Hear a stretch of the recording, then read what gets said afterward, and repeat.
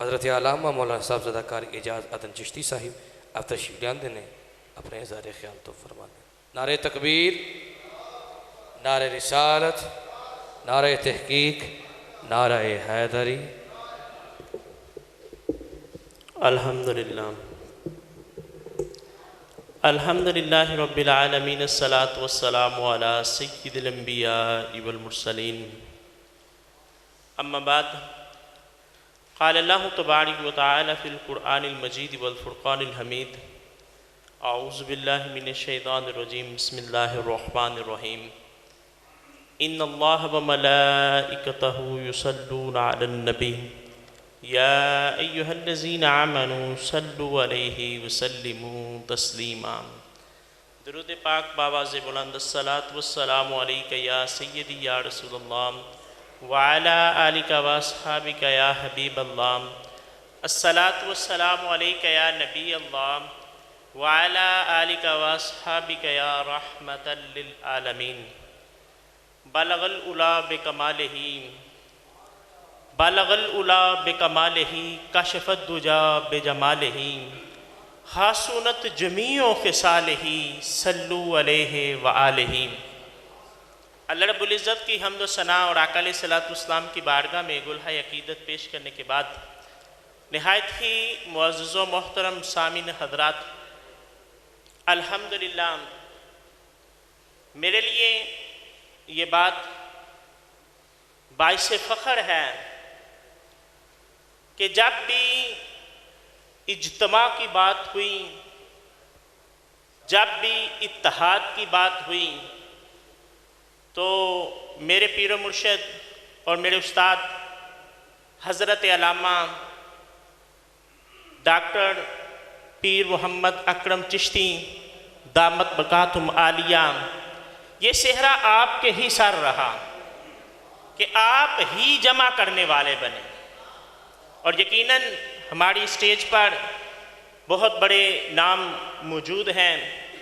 صاحبزادہ پیر سید وسیم الحسن شاہ ناکاوی، ان کے ساتھ میرے استاد محترم قاری احمد سعید سیال صاحب تشریف فرما ہیں، اور بھی دیگر علماء موجود ہیں۔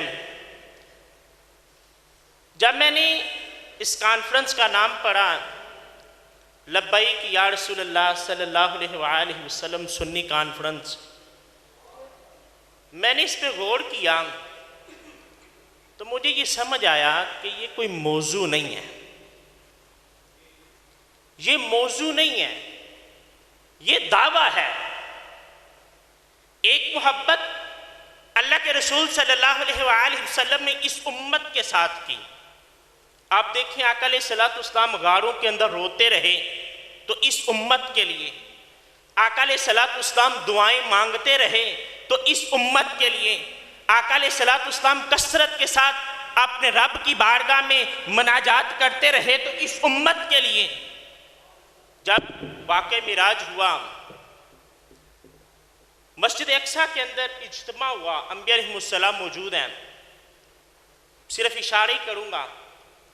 آقا علیہ السلام نے وہاں خطبہ ارشاد فرمایا، اجتماع انبیاء کا ہے، بڑے بڑے انبیاء علیہ السلام وہاں پر موجود ہیں، اور اللہ کے رسول صلی اللہ علیہ وآلہ وسلم نے جب خطاب فرمایا، جہاں اللہ کے رسول صلی اللہ علیہ وآلہ وسلم نے دیگر باتیں کی، وہاں پر ایک جملہ آپ نے یہ بھی ارشاد فرمایا کہ میں شکر ادا کرتا ہوں اس رب کا کہ جس رب نے میری امت کو اول بھی بنایا آخر بھی بنایا، کہ یہ امت آخری امت ہے کہ آخر میں آئی۔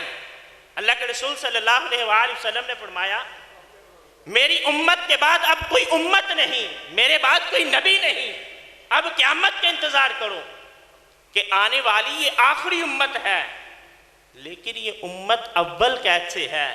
اللہ کے رسول صلی اللہ علیہ وآلہ وسلم نے فرمایا کہ قیامت کے دن کوئی امت جنت میں نہیں جا سکتی جب تک کہ میری امت جنت میں نہ داخل ہو جائے۔ تو یہ اللہ کے رسول صلی اللہ علیہ وآلہ وسلم کی امت کے لیے محبت ہے کہ آقا علیہ السلام کبھی یہ کہتے ہیں کہ میرے رب نے مجھ سے وعدہ کیا کہ میں اپنے محبوب کو راضی کروں گا اور میں اس وقت تک راضی نہیں ہوں گا جب تک کہ میرا ایک بھی امتی جہنم میں ہو۔ یہ آقا علیہ الصلوۃ والسلام کی محبت ہے امت کے لیے۔ اس کے رد عمل میں جو جواب ہے وہ ہے لبیک یا رسول اللہ صلی اللہ علیہ وآلہ وسلم۔ اللہ کے رسول ہم حاضر ہیں، یا رسول اللہ علیہ وسلم ہم حاضر ہیں، قربان جائیں اللہ کے رسول صلی اللہ علیہ وآلہ وسلم کی ذات پر۔ آپ کی ذات اتنی بابرکت ذات ہے کہ جب ہم واپسی میں بدلے میں کچھ کرنا چاہیں پھر بھی فائدہ امت کا ہی ہوتا ہے۔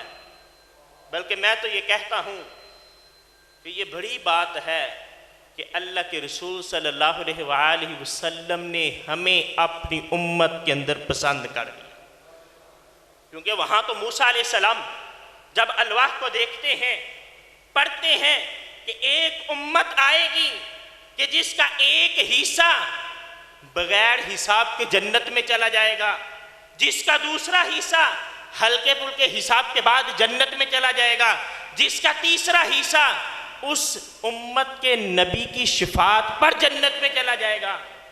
تو موسیٰ علیہ السلام اللہ کی بارگاہ میں دعا کرتے ہیں، یا اللہ اتنی عظمت والی امت مجھے عطا فرما۔ تو رب کائنات فرماتا ہے نہیں موسیٰ، یہ آپ کی امت نہیں ہے، یہ میرے حبیب کی امت ہے۔ پھر موسیٰ علیہ السلام دعا کرتے ہیں کہ یا اللہ اگر یہ امت میری امت نہیں بن سکتی تو مجھے اس نبی کی امت میں شامل فرما۔ تو اللہ رب العزت فرماتا ہے کہ اے موسیٰ اس کا فیصلہ تو ہو چکا، لوح محفوظ پر یہ باتیں تحریر ہو چکی ہیں۔ تو میں کہتا ہوں ہم نے مانگا نہیں، ہم نے اللہ کی بارگاہ میں مناجات نہیں کی، ہمارے بغیر مانگے اللہ رب العزت نے ہمیں آقا علیہ الصلوۃ والسلام کی امت میں پیدا فرما دیا اور امام الانبیاء نے ہمیں قبول فرما لیا۔ یہ کوئی چھوٹی بات نہیں ہے۔ اب اس کا جواب کیا ہے؟ کم از کم جو جواب بنتا ہے کہ ہم ہر وقت آقا علیہ الصلوۃ والسلام پر درود و سلام پڑھتے رہیں۔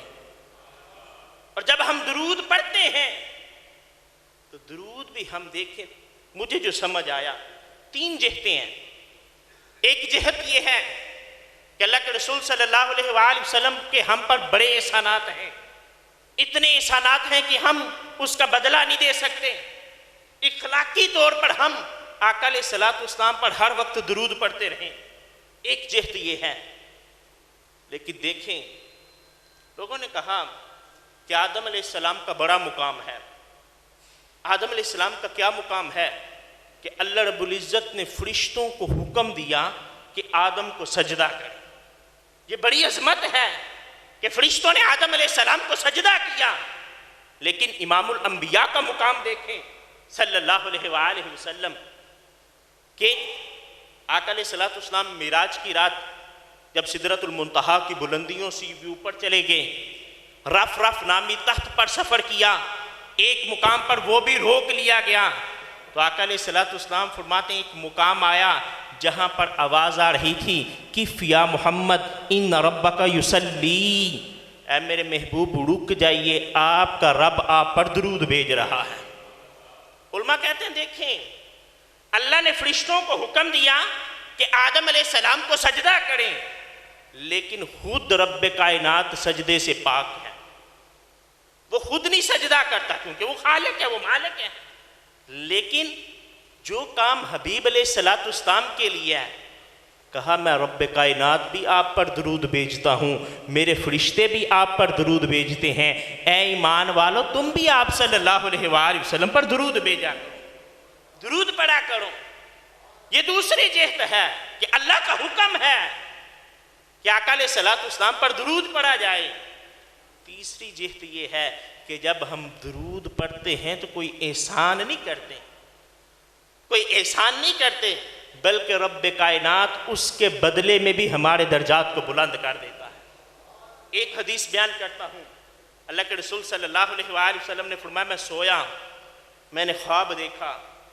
میں خواب کیا دیکھتا ہوں کہ میرا ایک امتی پل صراط پر سے گزر رہا ہے، اس کی کیفیت یہ ہے کہ لڑکھڑا رہا ہے، کبھی گرنے لگتا ہے کبھی سنبھل جاتا ہے، کبھی گرنے لگتا ہے کبھی سنبھل جاتا ہے۔ اتنے میں کیا دیکھتا ہوں کہ مجھ پر پڑا ہوا درود آتا ہے، اس کو لے کر پار کروا دیتا ہے۔ جب آقا علیہ السلام نے ہم پر احسانات کیے، آقا علیہ السلام ہمارے لیے دعائیں مانگتے رہے، تو بدلے میں ہم نے کہا لبیک یا رسول اللہ، اے اللہ کے رسول ہم بھی حاضر ہیں، کوئی بھی موقع ہو، اگر ختم نبوت پر ڈاکہ ڈالا جائے لبیک یا رسول اللہ، اے اللہ کے رسول ہم حاضر ہیں۔ اگر آقا علیہ السلام کی عصمت پر حملے ہوں، اگر ناموس رسالت کی بات ہو، لبیک یا رسول اللہ صلی اللہ علیہ وآلہ وسلم، اے اللہ کے رسول ہم حاضر ہیں۔ اور اس کے ضمن میں سارے موضوعات آ جاتے ہیں۔ اگر قرآن پر حملے ہوں، اگر اولیاء اللہ کی تعظیم کی بات ہو تو ہر موقع پر، اگر شان صحابہ کی بات ہو، اگر شان اہل بیت کی بات ہو تو ہر جگہ پر لبیک یا رسول اللہ، اے اللہ کے رسول ہم حاضر ہیں، ہم آپ کی عصمت پر پہرا دینے کے لیے حاضر ہیں۔ اور بات کو ختم کرنے کی طرف لاتا ہوں، صرف یہی نہیں کہ اتنے بڑے دعوے کیے جائیں، اپنی نجی زندگی میں بھی ہمیں اس ندا کو، اس پکار کو سمجھنا پڑے گا۔ لبیک یا رسول اللہ صلی اللہ علیہ وآلہ وسلم، اللہ کے رسول ہم حاضر ہیں۔ اگر نماز آپ کی آنکھوں کی ٹھنڈک ہے، لبیک یا رسول اللہ، اے اللہ کے رسول صلی اللہ علیہ وآلہ وسلم ہم حاضر ہیں۔ اگر داڑھی آپ کو پسند ہے، لبیک یا رسول اللہ صلی اللہ علیہ وآلہ وسلم، اے اللہ کے رسول ہم حاضر ہیں۔ اگر والدین کی خدمت کرنا آپ نے لازم قرار دیا، لبیک یا رسول اللہ، اے اللہ کے رسول صلی اللہ علیہ وآلہ وسلم ہم حاضر ہیں۔ لبیک یا رسول اللہ، اے اللہ کے رسول صلی اللہ علیہ وآلہ وسلم ہم حاضر ہیں۔ ہم آپ کی شریعت کو اپنی ذات پر نافذ کرنے کے لیے حاضر ہیں، ہم آپ کی شریعت کو نافذ کرنے کے لیے حاضر ہیں۔ بلکہ اگر میں بات کو ختم کروں تو ہم آپ کی چال کے اندر، آپ کے کردار کے اندر ڈلنے کے لیے حاضر ہیں۔ رانجا رانجا کر دی میں آپ پہ ہی رانجا ہوئی، رانجا مینو آنکھو ہیڑ نہ آکھے کوئی، وما علینا الا البلاغ المبین۔